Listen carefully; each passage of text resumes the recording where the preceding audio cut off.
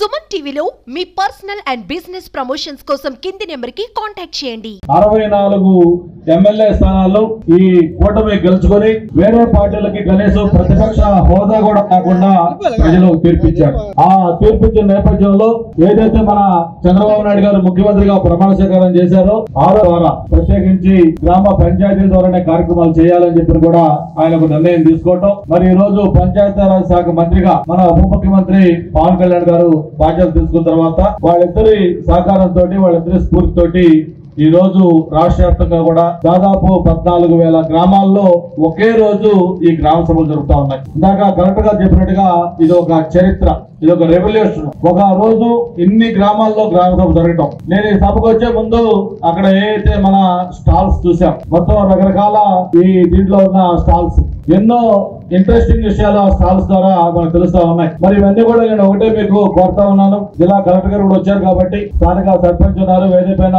ప్రజాప్రతినిధులు ఉన్నారు, అందరూ కూడా నేను ఒకటే కోరుతా ఉన్నాను. ఈ రోజు కేంద్రంలో నరేంద్ర మోడీ గారి సహకారంతో, మన ప్రీతం ముఖ్యమంత్రి చంద్రబాబు నాయుడు గారి యొక్క సపోర్ట్ తోటి, పవన్ కళ్యాణ్ గారి యొక్క ఆశీస్సులతోటి ఈ ఏదైతే ఈ ఉపాధి హామీ పథకం కింద మనం ఒక లక్ష్యం పెట్టుకున్నామో ఆ లక్ష్యంలో మనం సక్సెస్ కావాలంటే గతంలో మనం ఈ కార్యక్రమాలు ఎంత చక్కగా చేశామో ఆ విధంగా చేయాలి.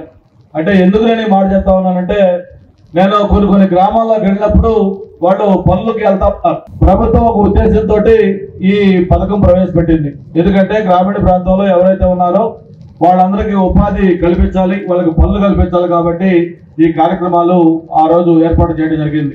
అయితే దాన్ని ఒక అసెట్ క్రియేషన్, ఎందుకు ఈ మాట అంటా ఉన్నానంటే, కోట్ల రూపాయలు ఇప్పుడు దీనికి కూడా దాదాపు 4,500 కోట్ల రూపాయలు 87 రకాల పనులకి మనం చేసుకునే దానికి అవకాశం కల్పిస్తా ఉన్నారు. అంటే 5 ఏళ్లు పూర్తయిన తర్వాత ఈ 4,500 కోట్లు ఏమయ్యాయని చెప్పని మనం ఎక్కడన్నా వెళ్ళి గ్రామంలోకి వెళ్ళి చూస్తే అది మనకి కళ్ళ ముందు కనిపించాలి. అందులో కొత్త మనకి అక్కడికి వెళ్ళి చూసాం, అనేక చోట్ల చెరువులు, లేకపోతే అనేక చోట్ల రకరకాల కార్యక్రమాలు.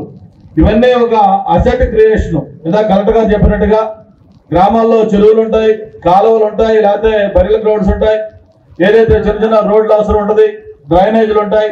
ఇట్లా ఏ అయితే కార్యక్రమాలు ఉన్నాయో అట్లా పనికొచ్చే కార్యక్రమాలకి ఆ అసెట్ క్రియేట్ అయ్యే వర్కులు మనం టేకప్ చేస్తే అది మనకి ఉపయోగకరంగా ఉంటుందని చెప్పి కూడా నేను మీకు తెలియజేసుకుంటా ఉన్నాను. అందుకే సర్పంచ్ గారికి ఒకటే కోరుతా ఉన్నాను, ఏదైతే ఈ రోజు ఉపాధి హామీ పథకం కింద మనం పథకాలు చేపడతామో ఆ పని అయిన తర్వాత మనం చూస్తే మనకు కూడా మనసుకి ఒక సాటిస్ఫాక్షన్ ఉండాలి. ఇదిగో ఫలాని హయాంలో ఫలాని ఉపాధి హామీ పథకం కింద మా గ్రామంలో ఈ కార్యక్రమం చేశాం, ఇది ఈ కార్యక్రమం చూపించగలగాలి. అంటే కొన్ని చోట్ల ఎంత మొక్కుబడిగా తూతు మంత్రంగా ఈ గ్రామ సభలు పెట్టి వాటిని చేస్తా ఉన్నారంటే ఆ గ్రామ సభలకు ఒక విలువ ఉండటం లేదు, ఆ తర్వాత చేసే కార్యక్రమాలకు కూడా ఒక గౌరవం ఉండట్లేదు.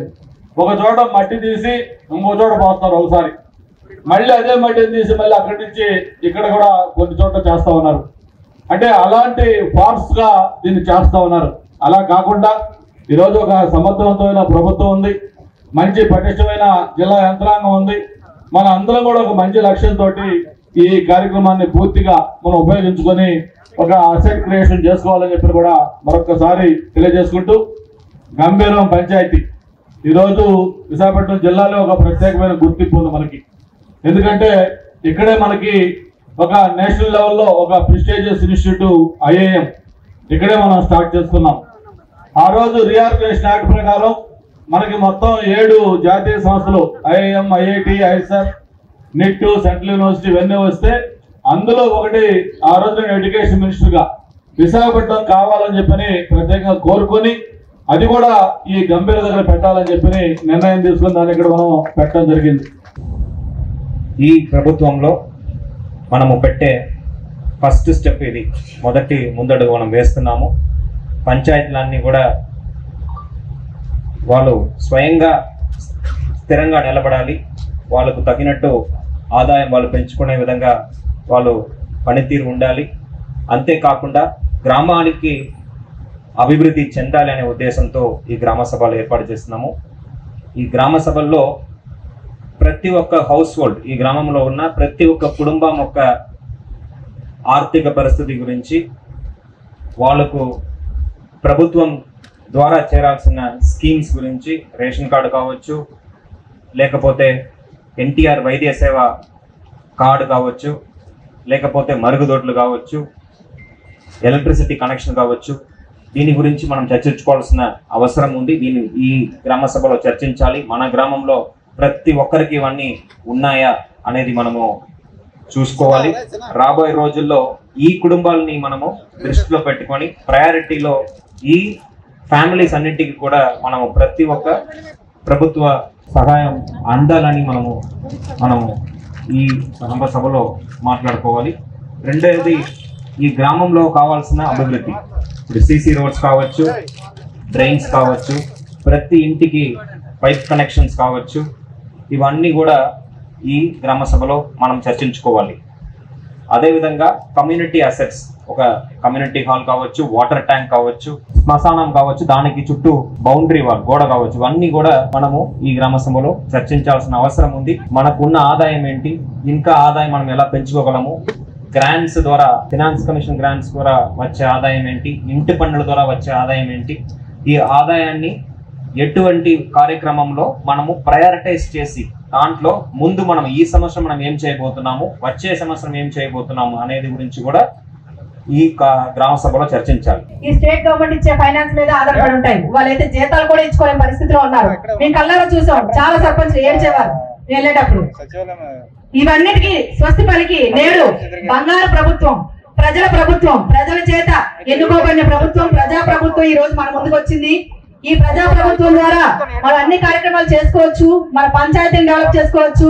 అలాగే ఒక రాష్ట్ర సర్పంచ్ సంఘ అధ్యక్షులుగా నేను ముఖ్యమంత్రి గారికి, అలాగే ఉప ముఖ్యమంత్రి గారికి నేను ధన్యవాదాలు తెలియజేసుకుంటున్నాను సార్. నిజంగా గ్రామ సభను ఎంత ఘనంగా నిర్వహించుకోవడం ఇదే మొదటిసారి.